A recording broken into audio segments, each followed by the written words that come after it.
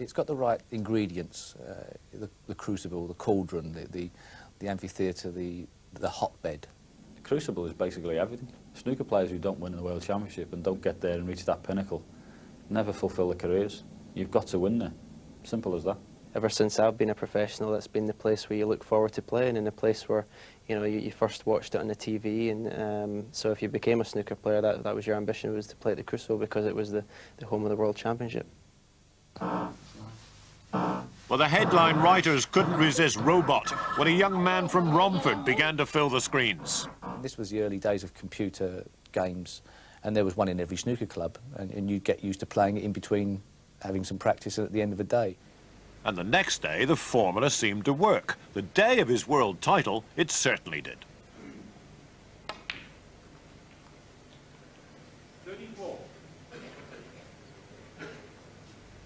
There's now 22 points on the table, and as you see, this difference in the scores, 22 points.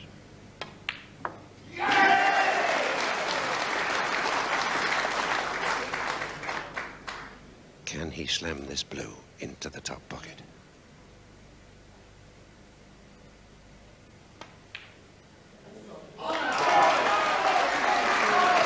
He's breathing heavily as he comes down to this final pink. And that's it.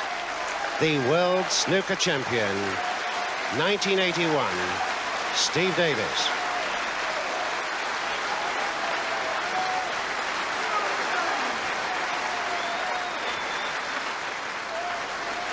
And I remember after winning it, my manager running on the set, and he hit me with full force as well. I did well to stand up.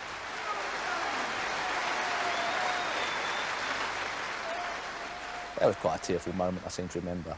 But when it's all over, there's a release, and you don't necessarily know what's going to happen. And if you blub, and you can't do anything about it. He didn't shed any tears when he was presented with the trappings of victory. But reality hit him hard the next year. First round, Steve Davis, defending world champion, in real trouble against Tony Knowles. Oh, it was horrible. I remember people sort of like, a couple of things in the audience, you know, if somebody says something, you know what they said. And there was a couple of, you know, yeah, he's gone and all that. And I thought, yeah, I probably have here. I'm completely gone.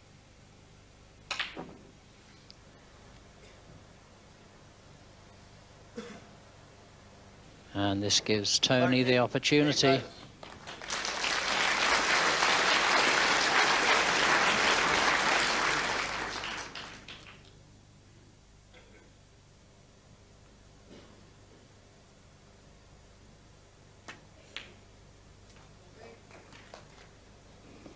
And that little kiss on the brown there, I think, really seals the fate of Steve Davis.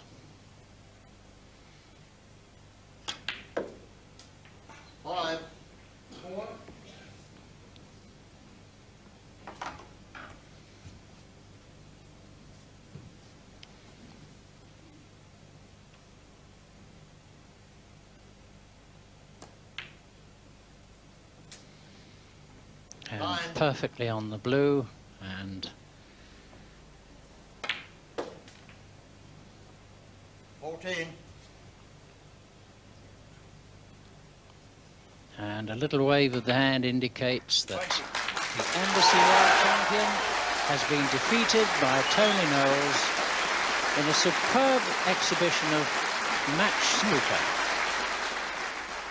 It was a good feeling. I think Steve was a bit devastated, obviously, at losing the first round at the Crucible, but I don't think he's ever lived that one down, actually, at the Crucible. I remember the crowd loving it as well, because obviously everybody likes to see the champion getting knocked out and stuffed. And before I knew where I was back home and tail between my legs.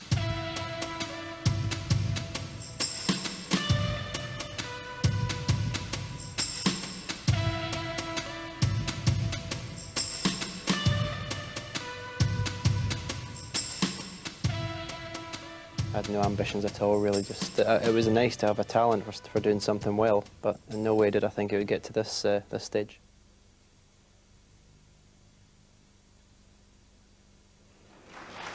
1990 brought a halt to the Steve Davis era as the 6 times Embassy World Champion went out in a semi-final to Jimmy White.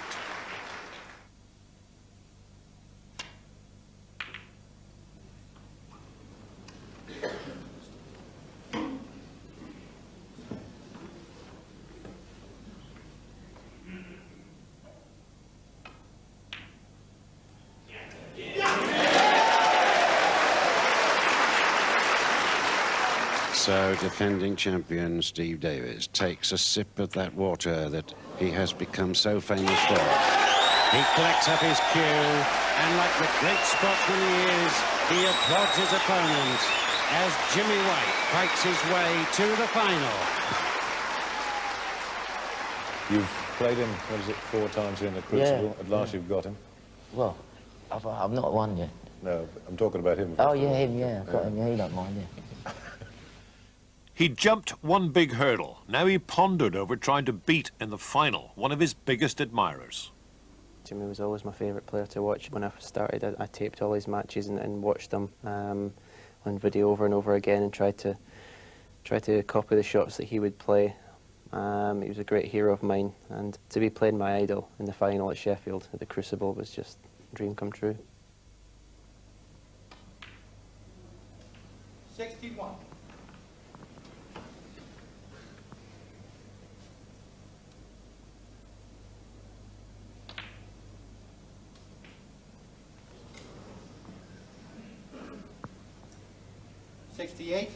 Tried to develop the red from the side cushion. 69. But the other one went anyway.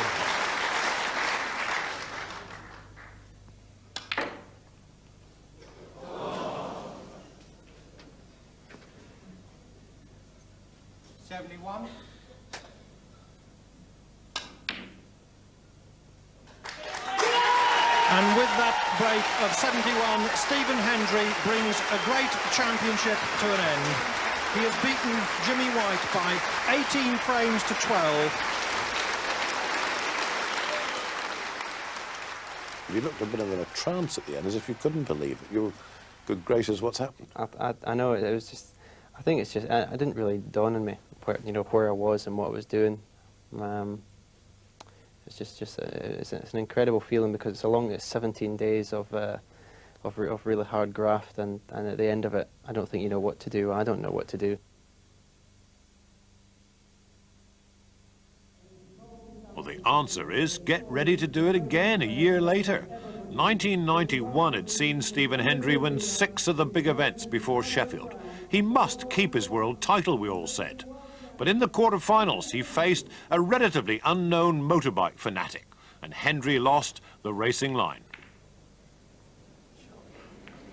That's bad. That's a bad mistake. Quiet, please. Quiet.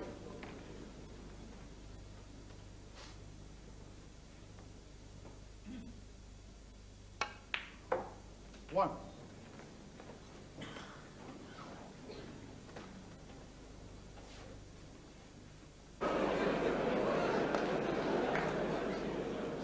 I'll just look where the cue ball's finished. Thank you. Quiet, please.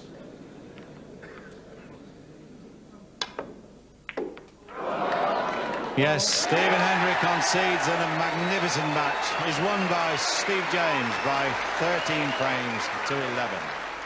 I knew he was a dangerous player. I knew how good he could be, but I certainly didn't expect to lose. Did it upset you? Very much so. Very much so. I mean, the last session that he beat me finished at night. I think we got back to the hotel probably about 9 or 10 o'clock at night, and we just packed the cases, drove straight up to Scotland that night. Couldn't stay around and watch someone else win it. Happy birthday to you. Happy birthday to you. Happy birthday, dear Jimmy and Steve. Happy birthday to you. Well, with no cake and candles for Hendry, the birthday boys, White and James, saw Jimmy get the winning slice of their semi-final.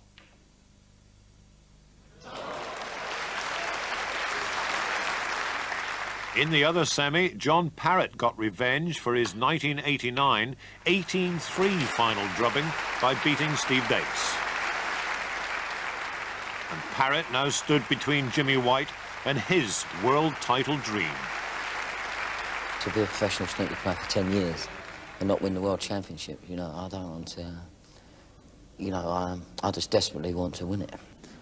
I was very confident, to be honest with you. I knew my own game was as good as it is. I've never really worried about my opponents as long as my own game's been good. I've never bothered who it is in the chair, because at the end of the day, if you're happy with your own performance and you give 100%, if it's not good enough, well, fair enough, it's easy to live with. But I knew I was playing at the best of my ability, and every time he missed, I scored very heavily, and obviously 7-0 was a great lead. But to play the way I played, which is probably the best I've ever played in a match in my life, was a dream come true in a world final.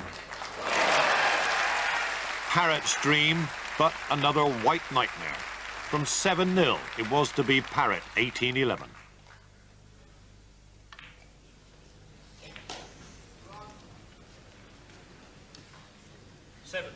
And John Parrott's waited a long time for this. He's suffered some defeats and disappointments on the way, but finally the whirlwind Jimmy White concedes to John Parrott, and a very deserving champion. The best thing about it is your name is on that trophy and can never be taken off. Obviously, you'd love to do it again, but my name's never going to come off the cup. 3 days later, Jimmy White was amazing. We'd seen this done only once at the Crucible, 9 years before.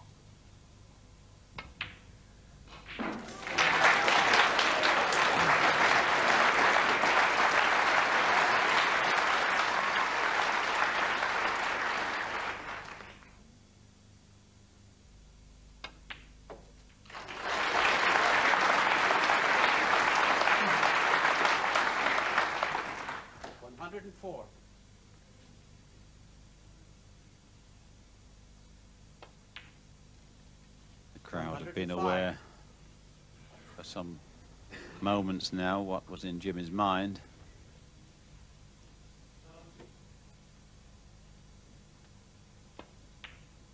He needs an angle desperately on this red, and I think he's got it.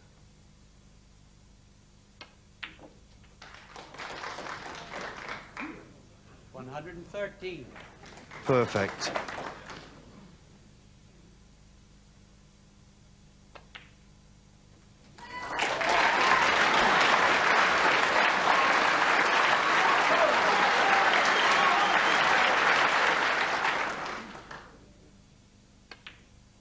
$122. Well, Jimmy White said he was in the best form for a long, long while coming here.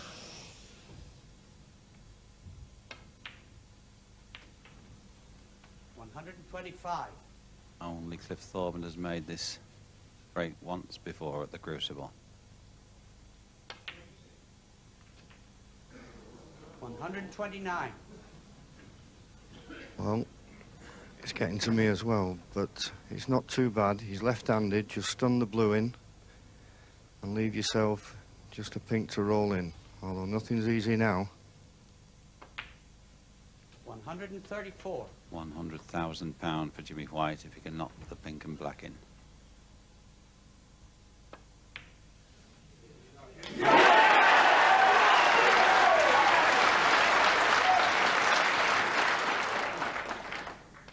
Quite magnificent.